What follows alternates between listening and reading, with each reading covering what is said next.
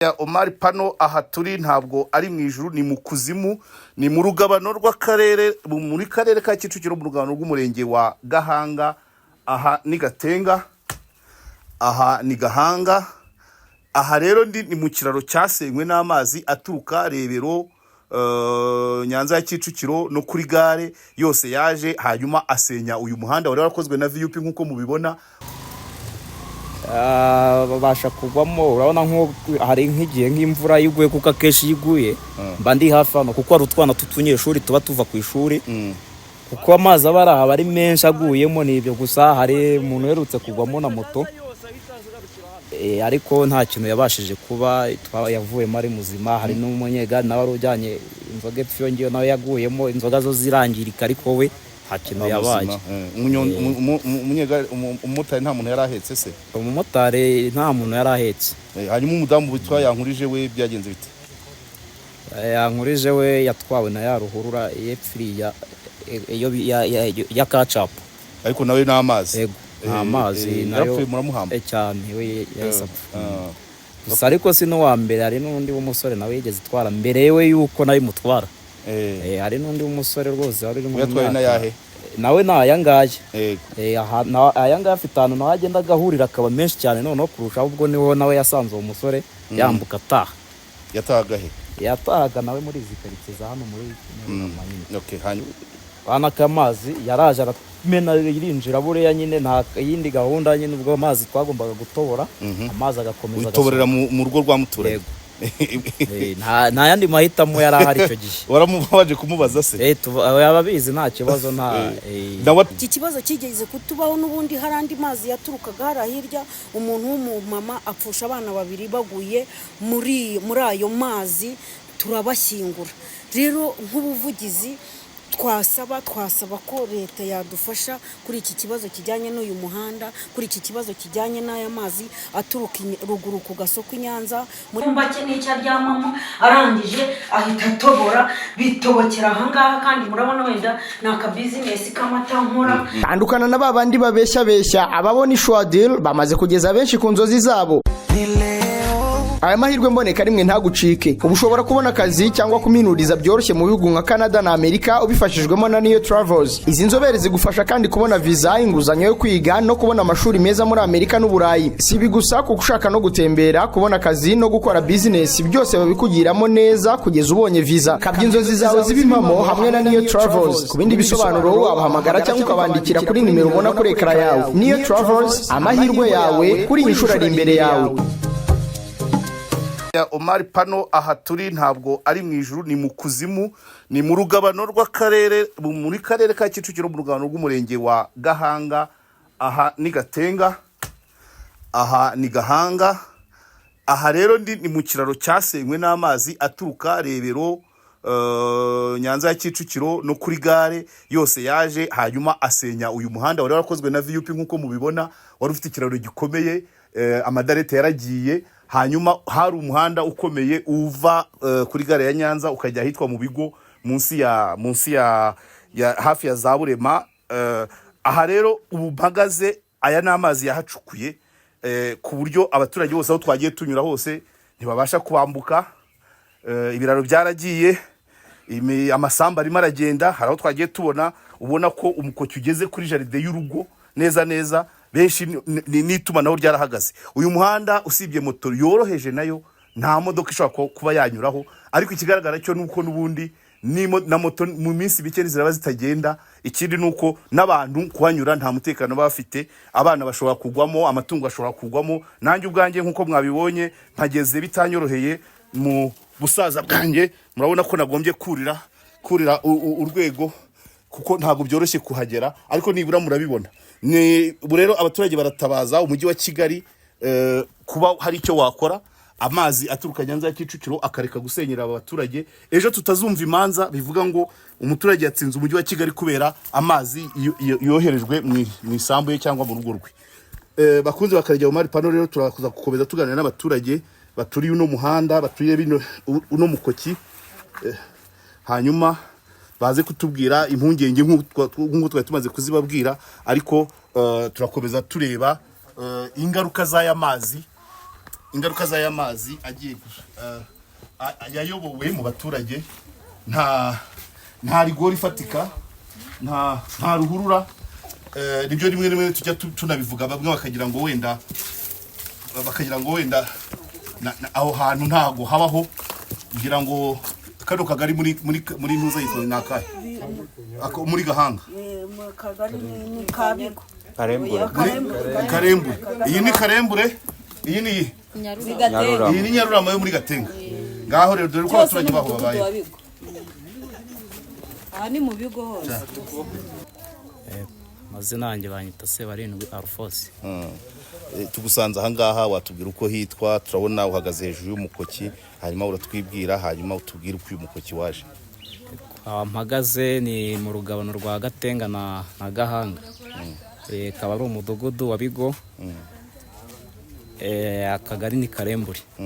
Ariko ahangaha akaba ari muri Zirasira ni hehe? Muri Gatenga, naho akaba ari umudugudu wa Bigo, akagari ka Nyarurama. Okay. Uri mu rugabano rw'imirenge ibiri mu karere ka Kicukiro. Yego. Yes. Hanyuma rero tubwire uyu mukoki waje ryari, watewe n'iki? Umukoki waje maze nk'imyaka itarenze nk'ine. Aho uriya muhanda wa Nyanza wakorewe amazi bakasa nkaho bayacurikira inaha. Ubwo nibwo amazi yatangiye kuba menshi, uko imyaka igenda isha niko amazi agenda yiyongera, noneho akaza kwiyongera aho ririya soko ryubakiwe ry'i Nyanza. Ubwo nanone uko izi nzu za hano muri site nanone hano ziri kubakwa cyane, nanone amazi ari kwiyongera, noneho bigahura n'ariya y'i Nyanza. Noneho byahura rero ubwo agahita yose amanuka agahurira hano muri uyu mudugudu. Hanyuma nizihe mbogamizi rero uyu mukoki ubateje?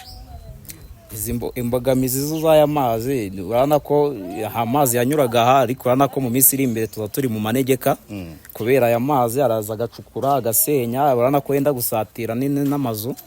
Ariko izindi mbogamizi dufite n'iz'abana, nabo ushobora gusanga utamucunze ashobora gutambira hano akaba yagwamo, agahita sibyo no kuvunika, ndabona utanamukuramo ari muzima kuko ni harehare cyane. Hanyuma iki kiraro cyari kibafashije iki? Ni iki mwahombye kimaze gusenywa n'aya mazi? Iki kiraro cyari kidufashije byinshi, kuko twakeneraga umucanga, imodoka ikawizana ikayitumenera. Nk'abantu bepfuye urabona bo nta modoka ikipfa kugerayo kubera umuhanda no ubona ko hacitse. Urumva rero ko amabuye iki bikoresho mbese twabizanaga n'imodoka, ariko ubona ko bitagishoboka bitewe n'iki kiraro cyangiritse. Abacuruzi ba hano barangura n'iki? Ibyo mucuruza, ibyo murya biza biti? Ubu turi gukoresha amagare kuko nta modoka, urabona ko nta modoka yagera hano. Mbere uyu muhanda ukiri muzima byabafashaga iki? Umuhanda ari muzima wadufashaga byinshi cyane, ubuhahirane n'iki. Urabona ko hano ni muri Gatenga, urabona ko urujya n'uruza rwa Gatenga baduhahiraga, ariko urabona ko mu minsi iri imbere ntabwo bazongera kubona aho banyura kugira ngo baduhahire. Izo nabyo ni imbogamizi, kuko imihanda atari mizima, ahantu hacitse, n'abana bajya kwiga hano hakurya nanone nabo ntibakibona ukuntu bajyayo kubera imihanda ari mibi. Rero nizo mbogamizi. Hanyuma kugeza kuri ino saha, usibye aha ngaha tureba amazi yagiye atwara ubutaka, nta bindi byaba aya mazi yaba yarangije usibye bitureba? Aya mazi yo yarabyangije byinshi, kuko ubuyobozi bwo twagiye tuba raporo, kuko nagiye kwifashisha akangaka, amazi yarazaga yaba menshi agasimbuka agahita yinjira no mu nzu. Aya mazu ni ayawe? Yego. Iriya mifuka wayishyizeho kubera amazi yasimbukaga agakubita hariya? Yego. Ikindi ubwo ni ukuvuga ngo inzu yawe yari hafi gusenyuka? Cyane. Ikindi nta tungo riragwamo, nta telefone iragwamo, nta muntu uragwamo? Tubwire. Babasha kugwamo, urabona nko hari nk'igihe nk'imvura yiguye, kuko akenshi yiguye mba ndi hafi hano, kuko hari utwana tw'utunyeshuri tuba tuva ku ishuri, kuko amazi aba ari aha ari menshi aguyemo. N'ibyo gusa hari umuntu uherutse kugwamo na moto, ariko nta kintu yabashije kuba, yavuyemo ari muzima. Hari n'umunyegari nawe wari ujyanye inzoga epfo, iyo ngiyo nawe yaguyemo, inzoga zo zirangirika, ariko we nta kintu yabaye. Umumotari nta muntu yari ahetse se? Umumotari nta muntu yari ahetse. Hanyuma umudamu witwa Yankurije we byagenze bite? Yankurije we yatwawe na ya ruhurura y'epfiriya ya Kacapu. Ariko nawe n'amazi? Yego. amazi nayo yarapfuye muramuhamba cyane we yahise apfa. Gusa ariko si n'uwa mbere, hari n'undi w'umusore nawe yigeze itwara mbere yewe yuko nayo imutwara.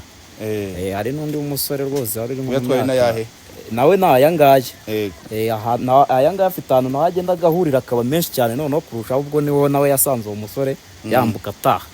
yatahaga he? Yatahaga nawe muri izi karitsiye za hano muri Okay, hanyuma mugire icyo musaba leta, umujyi wa Kigali n'akarere ka Kicukiro. Ikintu twasaba leta ni uko yadufasha ikatwubakira izi ruhurura, noneho aya mazi nayo bakajashakira umurongo wayo ahantu ashobora kunyura, kuko aba menshi cyane hose hano hagatobagura ugasanga ni ikibazo. Ubwo rero leta idufashije ikabasha kuyobora ariya mazi y'Inyanza bakayaha umurongo, ndumva ikibazo cyakemuka, aya mazi yaha nayo kigakemuka. Urakoze. Umuturanyi wawe yaturetse ikintu kimeze nk'ahantu yasannye inzu avuga ko ari amazi yari yamuteye aturutse iwawe, ni wowe byagenze bite, byabaye ryari? Ukuvuga ngo ariya mazi inzu banaka amazi yaraje aramena irinjira buriya nyine nta yindi gahunda nyine, ubwo amazi twagombaga gutobora amazi agakomeza gutoborera mu rugo rwa muturage. nta yandi mahitamo yari ahari icyo gihe. Waramubaje kumubaza se? Yababizi nta kibazo nawe atoborera mu wundi. Kuko urumva ikibazo kiba kibayeho mwese mu nk'abaturanyi n'ubundi mwese n'ubundi no gutabarana n'ubundi ngo amazi aguteye mu nzu uyarekurira kuwo muturanye. Ubwo ndamuvugisha kuko nta nuba aryamye, nta muntu uryamye, imvura iguye twese tuba twicaye hanze kuko amazi araha ntago waryama. Iyi imvura iguye nijoro murabyuka mwese? Turabyuka tukajya hanze tukacungana nayo, ubwo nyine yasimbuka ubwo tukiruka, kuko ntago umuvuduko aba afite ntago wavuga ngo hari icyo wayakoreraho. Okay, wongera utwibutsa amazina yawe? Twasebarindwa Alphonse. Asante. Mukeshimana Clementina, ku mazina bakunda kunyita Mama Queen, ntuye muri uyu mudugudu wa Bigo. Dufite imbogamizi z'uyu muhanda, ntidushobora kugera ku iterambere, nta modoka zikigera ahangaha zituzanira ibikoresho by'ubwubatsi, biratugoye cyane. Ikindi amazi aca ahangaha bari amazi menshi cyane, hanyuma tukagira n'impungenge z'uko hari n'umuntu wagwamo, kuko hari n'abantu bajya bagwamo y'amazi ari guhita bakabura nuko bambuka. Ikindi amazi yo yaduteye cyane, usanga umuturage ari wapfumura inzu kugira ngo amazi yinjiye mu nzu we nawe yirwane wahite. Izo mbogamizi turazifite. Nk'ubu ikibazo mfite ngewe, umuturanyi wanjye amazi yarambukaga yamutera, yamara kumutera agahita atoborera iwe mu nzu, nanjye agahinguka iwanjye mu nzu, nanjye nkiyeranje ukuntu amanuka ku wundi gutyo. Iki kibazo rwose kiratubangamiye kandi turanahangayitse cyane. Abantu bafite nk'abana batoya, ukambakamba, hari igihe umwana ashobora kugucika ufite uturimo urimo ugasanga amazi aramujyanye. Iki kibazo kigeze kutubaho n'ubundi, hari andi mazi yaturukaga hara hirya, umuntu w'umumama apfusha abana babiri baguye muri ayo mazi, turabashyingura.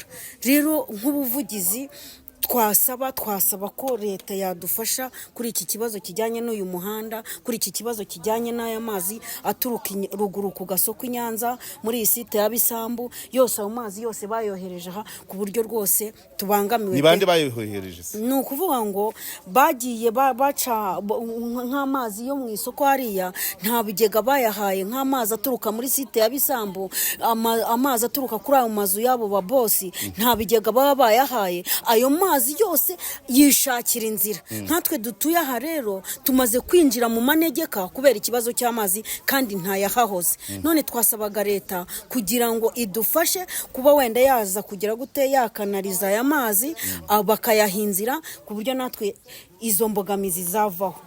Ni ukuri turiho turatabaza nk'abaturage batuye mu mudugudu wa Bigo, umurenge wa Gahanga, mu karere ka Kicukiro, turiho turatabaza dutabaza kugira ngo badufashe. Umutekano w'ibintu byanyu, amatungo bigeze bite? Nta umutekano w'ibintu byacu, ntabwo ufite inka ntiyabona uko itambuka kubera ikibazo cy'amazi, ufite n'izo hene ntizabona aho zinyura kubera ikibazo cy'amazi.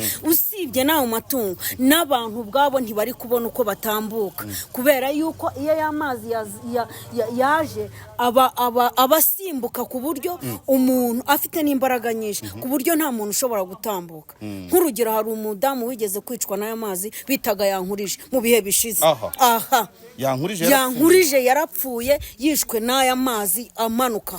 Ibyo mbabwira ni ukuri. Rero natwe turiho turasaba kugira ngo mudufashe nk'ubuyobozi, mudufashe nka leta kuko tuzi ko leta ari umubyeyi kandi ireberera abaturage, kandi mu baturage ishinzwe natwe turimo. Idufashe kugira ngo iki kibazo cy'amazi gikemuke. Murakoze. Asante sana. Mbake n'icyo aryamamo arangije ahita atobora bitobokera ahangaha, kandi murabona wenda ni akabizinesi k'amata nkora. Hanyuma rero abakiriya nabwo bahita bagenda. Hanyuma nza kugira ikibazo n'umukiriya waba wicaye ahangaha akajya mbaza ati ese umuturanyi wawe niwe waba waraguteye? Duhora twisobanura nk'abantu bafitanye amakimbirane kandi ntayo mu makimbirane dufitanye n'umuturanyi. Kavuga ni amazi yamuteye aratobora yirwanaho kubera ko yari ari wareremba bafite n'agahinja. Vuga ati wenda amazi atanyicira umwana, nanjye nirwanaho mu buryo bwo kugira ngo ayo mazi nyasohore. Nanjye ku zindi nzu mfite hepfo nanjye niko byagenze, nagombye gutobora inzu kugira ngo amazi amanuke, ku buryo ubu mfitanye nshobora kugirana ikibazo na nyiri sambu tubangikanye avuga ati kuki unyohereza amazi kandi nanjye nta yandi mahitamo mfite. Ariko icyo kibazo cy'amazi rwose badufashije bakagikemura nta zindi mbogamizi twagira. Imodoka zajya zituzanira imicanga, amabuye, bya bikoresho by'ubwubatsi kugira ngo natwe twiteze imbere nk'abaturage. Murakoze.